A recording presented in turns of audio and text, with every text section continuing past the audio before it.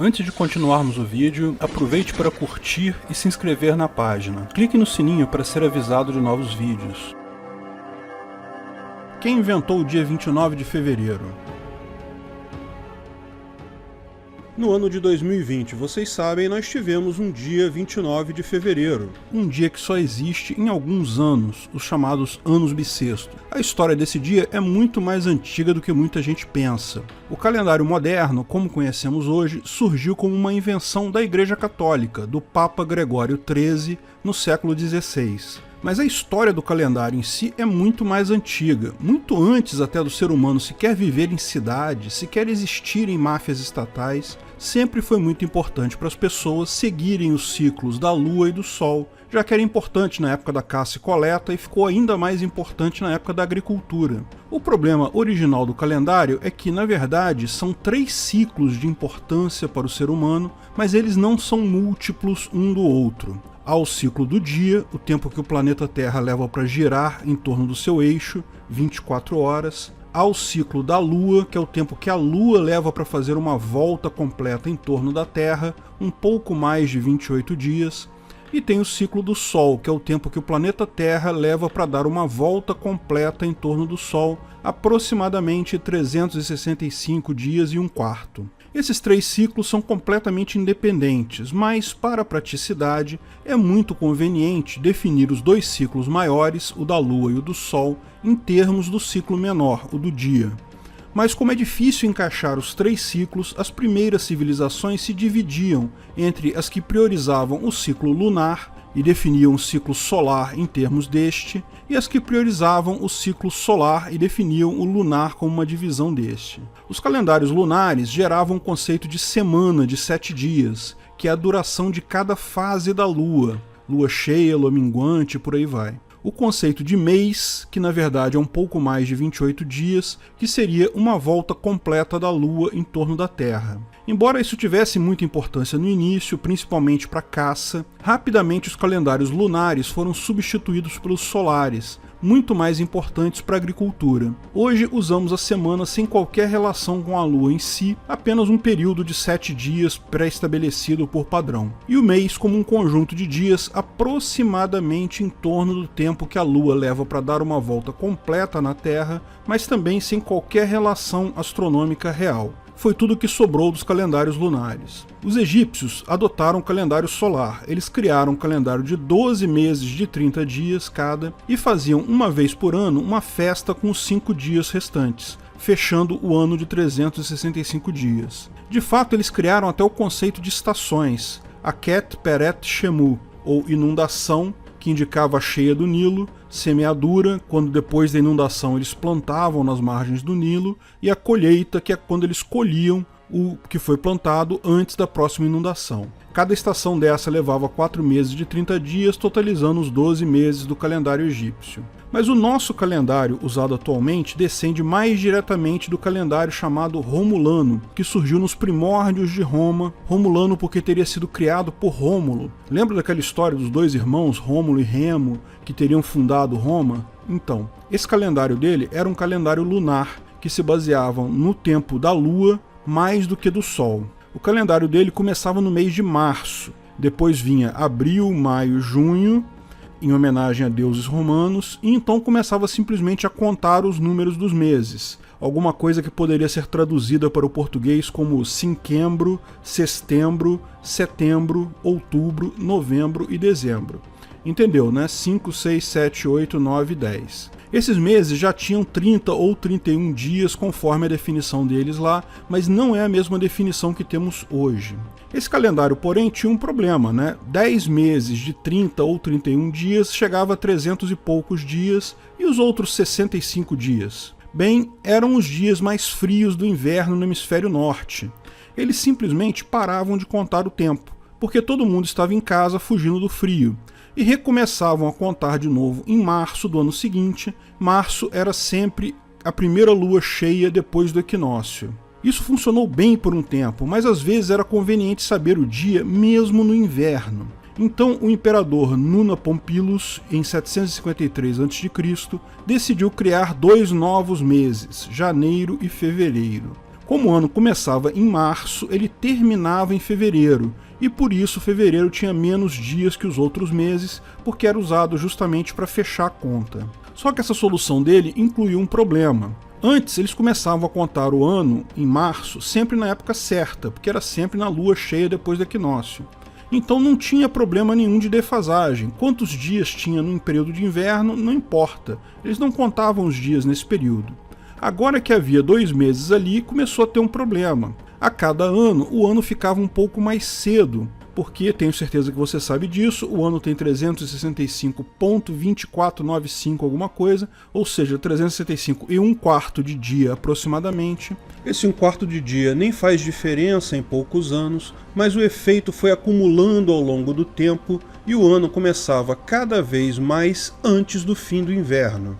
Eles resolviam isso aleatoriamente, incluindo dias de vez em quando. Na verdade era mais complicado que isso, tá? Fevereiro nesse calendário tinha 23 dias, e aí eles incluíam um mês bissexto, que eram alguns dias adicionais num outro mês além de fevereiro. Mas essa complexidade toda não vem ao caso. A lógica era essa, e esse calendário do Nuno Pompílis temos até hoje os nomes de quase todos os meses, menos julho e agosto, que ainda se chamavam cinquembro e sestembro. Mas Júlio César, o grande general e ditador romano, resolveu tornar a coisa mais metódica. Ele se inspirou no calendário egípcio e em 46 a.C.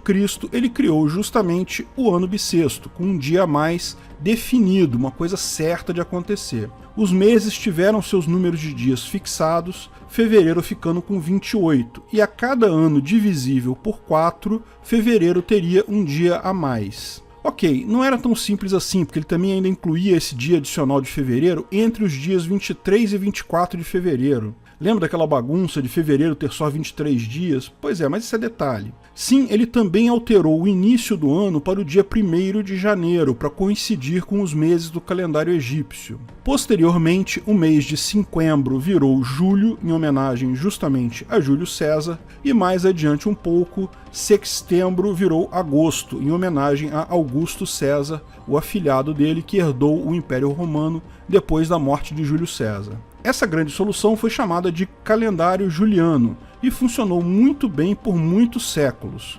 No ano 600 d.C., com o crescimento da importância da Igreja Católica, foi feita uma pequena alteração.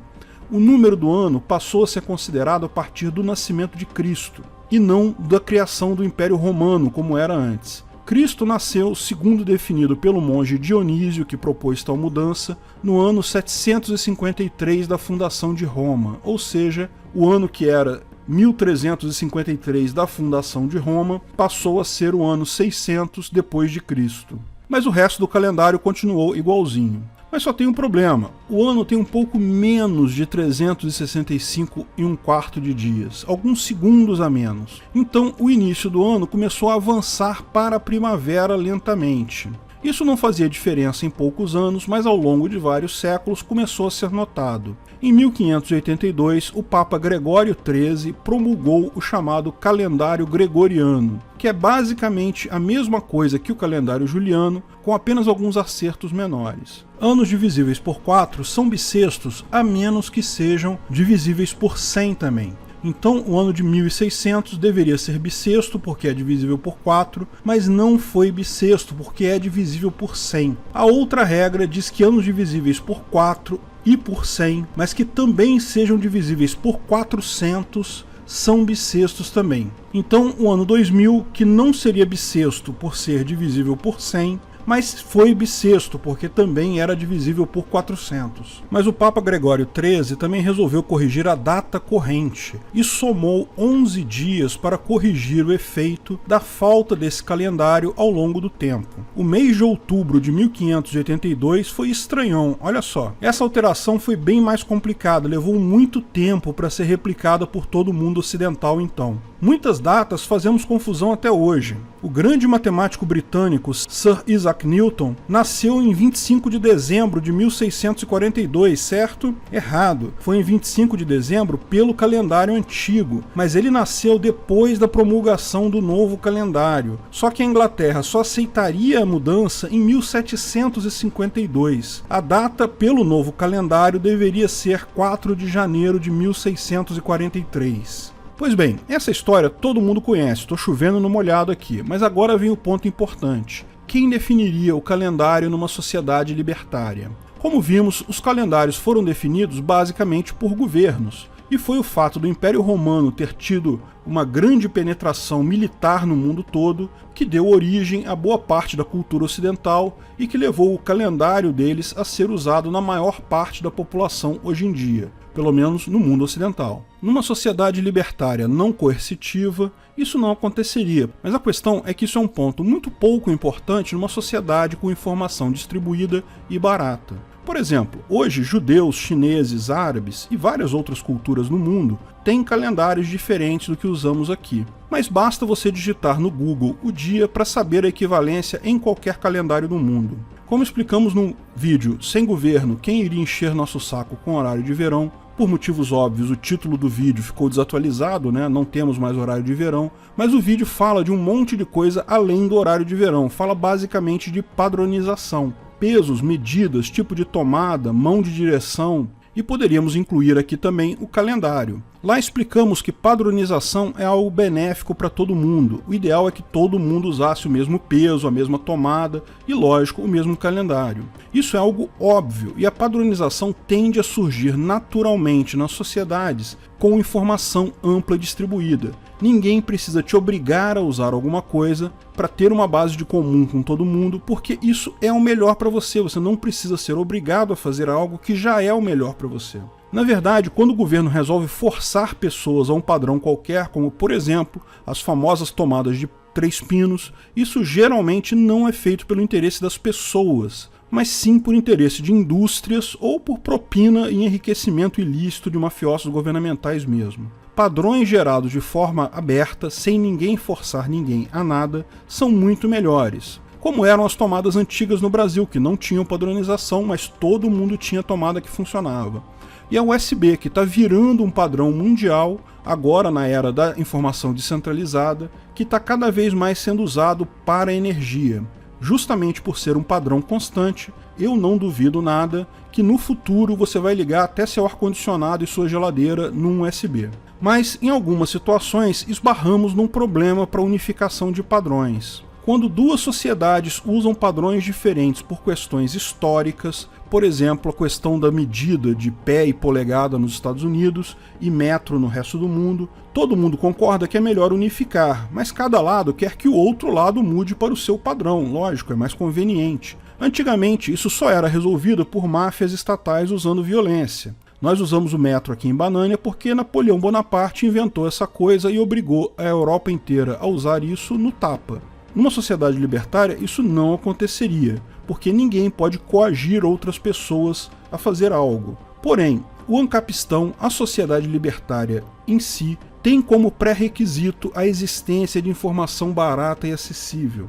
E isso não é apenas um substituto muito simples para a padronização de padrões antigos. Por exemplo, você pode ir no Google e obter a transformação de metros para pés muito rapidamente, mas isso também incentiva a padronização de novas coisas. Como todo mundo está interligado e pode trocar informação, acabam surgindo muito facilmente padrões mundiais. De novo, ninguém precisa ser forçado a fazer algo que já é melhor para si. A maior parte das indústrias e laboratórios americanos, por exemplo, quando passaram a trabalhar em conjunto com outras empresas do mundo, passaram a usar o metro em seus cálculos. É mais simples. A cultura do cidadão comum provavelmente não vai mudar, mas onde for economicamente interessante, vai. Quem vai definir o calendário no ancapistão, se é que vai precisar de alguma mudança algum dia, ou quem é que vai definir o calendário de Marte quando estivermos vivendo em Marte, ou o calendário de outros planetas? Provavelmente uma organização normativa privada como a ISO, que já é uma instituição privada. Feliz ano bissexto para todo mundo! Obrigado por assistir nosso vídeo. Comente abaixo se tiver dúvidas ou sugestões de novos temas.